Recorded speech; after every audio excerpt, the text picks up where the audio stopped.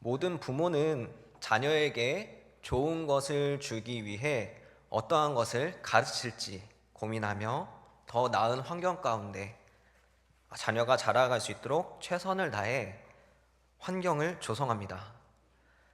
나의 자녀가 필요가 있고 그것이 합당하다면 그들의 요구를 들어주고 가능한 더 좋은 것으로 채워주고자 합니다. 그래서 자녀들이 많은 지식을 쌓을 수 있도록 좋은 학교를 보내고 또한 다양한 경험을 쌓을 수 있도록 다방면으로 준비를 합니다. 하지만 그처럼 수많은 경험들과 또 좋은 것으로 채워도 사람들은 부족함을 느끼거나 또 불안함을 느끼는 것을 볼 수 있습니다. 그만큼 사람들이 준비하고 또 채워 넣은 것들은 완전하지 않아서 그래서 그들은 부족함을 느끼게 됩니다. 하지만 전지전능하신 하나님께서 우리의 아버지가 되어주시고 그분께서 주시고자 하는 것은 어떤 것인지 보고 그리고 가장 좋은 것이 무엇인지 다시 한번 생각하는 시간이 되기를 소망합니다. 예수님께서 제자들을 부르셨고 그들과 함께 식사하시고 잠자고 사역하며 동행하셨습니다. 그렇게 함께 생활하며 배우고 예수님에 대해 점점 더 알아가는 시간들을 가졌습니다. 그러던 중 요한이 제자들에게 기도하는 법을 가르친 것을 알게 되고 예수님께 제자들이 자신들도 기도하는 법을 가르쳐 달라고 요청합니다. 이 질문 덕분에 우리가 주기도문에 대해서 알 수 있게 되어 참 감사하다라는 생각을 해보았습니다. 그래서 예수님께서 제자들에게 주기도문을 가르쳐 주셨고 그리고 오늘 본문이 시작됩니다. 기도를 가르쳐 주신 후에 또 이르시되 라는 말씀이 나오는데 이 단어를 통해 우리는 앞의 말씀과 함께 봐야 함을 알 수 있습니다. 이것을 기억하고 말씀을 보도록 하겠습니다.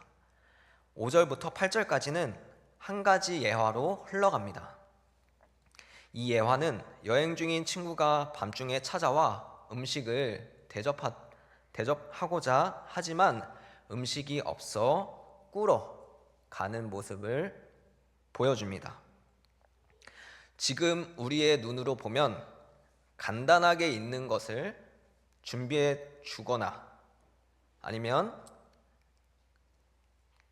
한 상을 차릴 음식이 없다면 간단하게 허기만 채워주면 되지 않을까라는 생각을 해볼 수 있습니다.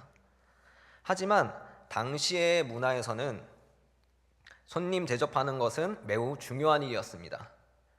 이스라엘 사람들은 역사적으로 이방 민족들의 포로가 되거나 광야에서의 생활 그리고 자신들의 터전이 자주 바뀌었습니다. 그러면서 여행객들을 보면서 자신의 과거들을 떠올릴 수 있었을 것입니다. 여태까지 돌아다니며 지내왔던 생활을 떠올리고 그들을 잘 섬겨 주어야겠다라고 생각했을 것입니다. 그리고 또한 창세기 18장에서 보면 아브라함이 세 사람이 서 있는 모습을 보고 초대하여 대접할 때 축복을 받는 모습을 볼 수 있습니다. 이러한 일로 인해 이스라엘 사람들은 손님을 정성스럽게 대접하는 정통이 생겼습니다.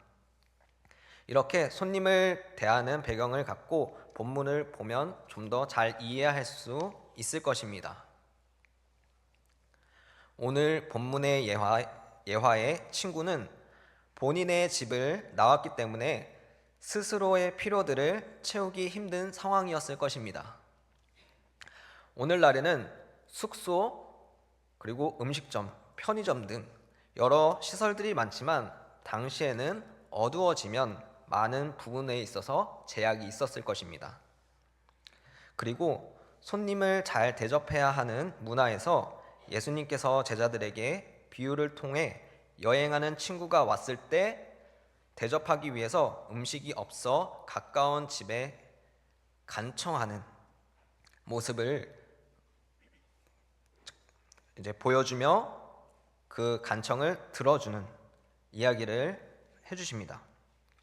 그런데 그 친구가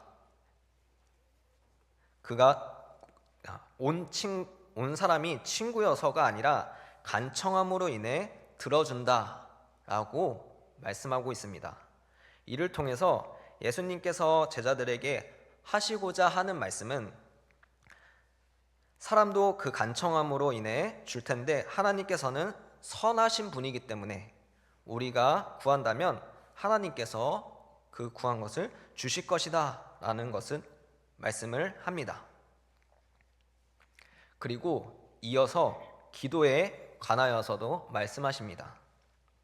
구하라 그리하면 너희에게 주실 것이요 찾으라 그리하면 찾아낼 것이요 문을 두드리라 그러면 너희에게 열릴 것이니 구하는 이마다 받을 것이요 찾는 이는 찾아낼 것이요 두드리는 이에게는 열린다고 하십니다. 하나님께서는 우리가 기도할 때 말씀처럼 주시고자 합니다. 하지만 우리의 기도가 모두 이루어지는 것은 아닙니다. 왜 그렇습니까? 이사야 59장 1절에서 2절까지의 말씀을 한번 찾아보도록 하겠습니다.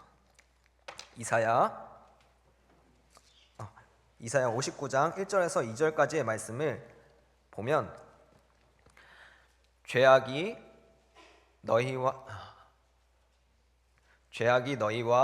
너희 하나님 사이를 갈라놓았고 너희 죄가 그의 얼굴을 가리어서 너희에게서 듣지 않게 함이라고 말씀하고 있습니다. 즉 하나님께서 기도를 하지만 듣지 않는 하나님께 이야기를 하지만 듣지 않는 이유에 대해서 죄악이 너희와 너희 하나님 사이를 갈라놓았다라고 성경은 말씀하고 있습니다. 그리고 로마서 8장 26절로 27절까지의 말씀은 제가 한번 읽어보도록 하겠습니다. 이와 같이 성령도 우리의 연약함을 도우시나니 우리는 마땅히 기도할 바를 알지 못하나 오직 성령이 말할 수 없는 탄식으로 우리를 위하여 친히 간구하시느니라. 마음을 살피시는 이가 성령의 생각을 아시나니 이는 성령이 하나님의 뜻대로 성도를 위하여 간구하심이니라. 아멘. 이와 같이 성령님께서 우리가 기도를 바르게 하지 못할지라도 하나님의 뜻대로 성도를 위해 간구하신다고 성령은 증거하고 있습니다. 그리고 말씀대로 예수님께서 승천하시고 보혜사 성령님을 보내주셨습니다. 제자들과 함께 하시며 그들을 진리 가운데로 인도하셨습니다. 또한 그들이 흔들리지 않고 하나님의 원하시는 길로 갈 수 있도록 옆에서 알려주시고 인도하여 주셨습니다. 사람의 생각은 부족합니다. 우리가 아무리 좋은 것이라고 생각하고 준비할지라도 그로 인하여서 그것이 나중에 시간이 지나고 상황이 바뀐다면 그것은 언제든지 불필요한 것이 될 수 있습니다. 하지만 성령은 그렇지 않습니다. 우리를 구원의 길로 인도하는 가장 소중한 것입니다. 우리는 이렇게 좋은 것을 주시길 원하시는 선하신 아버지 되신 하나님과 우리를 위해 죽기까지 사랑하신 예수님과 우리를 위하여 친히 간구하시고 중보자 되시고 우리를 인도하실 성령님을 기억하여 시험이 올 때에도 하나님을 신뢰하며 나아가야 할 것입니다. 그래서 성령님께서는 우리에게 하나님과 예수님과 성령님께서 우리를 위해서 항상 인도해 주시고 가장 좋은 것으로 우리에게 채워주셔서 우리가 하나님의 말씀 가운데 나아가서 결국에는 하나님 앞에 또한 우리가 천국에 이를 수 있도록 우리를 인도해 주고 계십니다. 그리고 그것은 하나님께서 우리에게 가장 좋은 것, 세상에서 좋다고 생각하는 것들은 그 기준이 바뀔지라도 하나님께서 결국에 우리에게 가장 좋은 것, 천국을 주시고 구원을 주시는 것, 생명을 주시는 것이 우리에게 하나님께서 가장 좋은 것으로 우리에게 주시기 원하는 것임을 우리가 알고 그 말씀대로 나아가도록 인도해 주십니다. 이 시간 기도로 말씀을 마치도록 하겠습니다. 하나님 아버지 감사합니다. 저희들 이 세상에 살면서 세상의 기준으로 좋은 것들은 많이 있습니다. 하지만 하나님 앞에서 하나님의 기준에서 항상 옳고 세상에 변하는 그런 가치관과 상관없이 우리에게 항상 좋은 것으로 주길 원하셔서 우리에게 성령을 주시고 구원으로 인도하여 주시니 감사합니다. 우리가 가장 귀한 것을 하나님께 받았음을 기억하고 그 하나님을 의지하고 성령님께서 우리를 인도하심을 날마다 기억하며 나아가는 저희를 되게 하여 주옵시고 그것을 우리만 알고 있는 것이 아니라 또한 많은 사람들에게도 알려주고 또한 그 진리 앞에서 우리가 벗어나지 아니하고 하나님 앞에 나아갈 때까지 붙들고 나아가는 저희들 될 수 있도록 인도하여 주시옵소서. 항상 우리를 인도하여 줄 줄 믿사오며 이 모든 말씀 예수님의 이름으로 기도드렸습니다. 아멘.